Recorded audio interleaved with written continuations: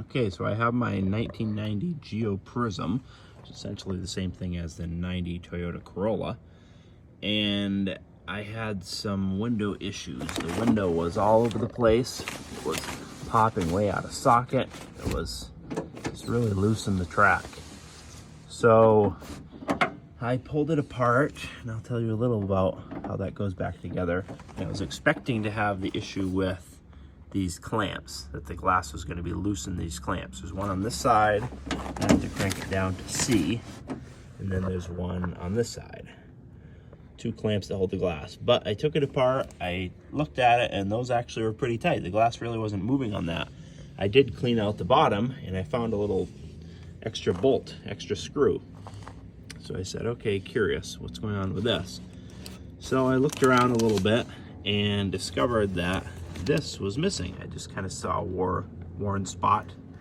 That made sense.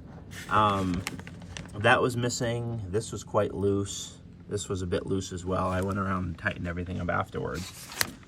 But yeah, that basically really tightened it up in the track here. It still pulls out a little bit, so I'll have to drive down the road and see how that feels.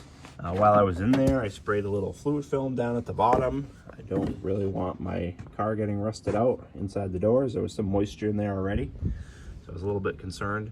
And then I also sprayed some silicone all over the tracks and everything I could access, and it actually goes up and down a whole lot easier than it did. So basically how this door panel came apart, I just have this on temporarily. There's our plastic sheeting here. I'll kind of put back together before I assemble it. This handle right here has little clips like this, so I ended up having to push it over before being able to pull it out. You have to weasel that through your door. Let's see. You have to weasel that through, and then there's the door handle is probably the window winder is probably the most difficult component because it has a specialized clip on it.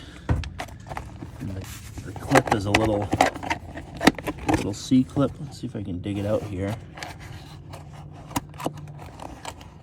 A little C clip that fits right into that groove.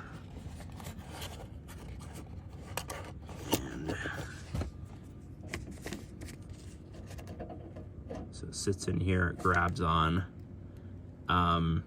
Oops.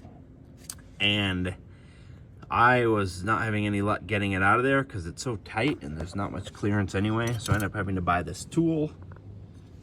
Very simple tool, but yeah, a couple of tries of just kind of sliding it in between and watching that it was catching the end of those clips and popped off. I was able to pull the winder off. Other than that, this door basically clips on the top. So you're gonna start at the top and push it down first. And there's a bunch of clips on the back. I broke several of them. So I'm hoping that's not gonna be too big of a deal, make my door too loose. If it is, I guess I'll pull it apart and try to figure out. It looks like they have a bigger circle on the back. You can slide them into place.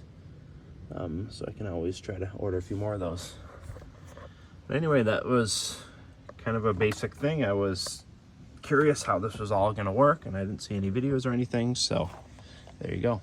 A few other notes that I guess I didn't explain. So this handle, to get it back in, the hole's smaller than this, so I ended up kind of having to twist the whole door over, pull it out, slide it through sideways, but you would have figured that out. There's one screw in here, and there's 2 screws underneath the door handle. Door handle's gonna go here, and there's a little trim piece that clips over it, and this just pulls out. You can put a little screwdriver in there or something and pull that out. And then I have it back together. These missing clips doesn't seem too bad. Overall, I think it's gonna be okay. I'll put it back together and try it out.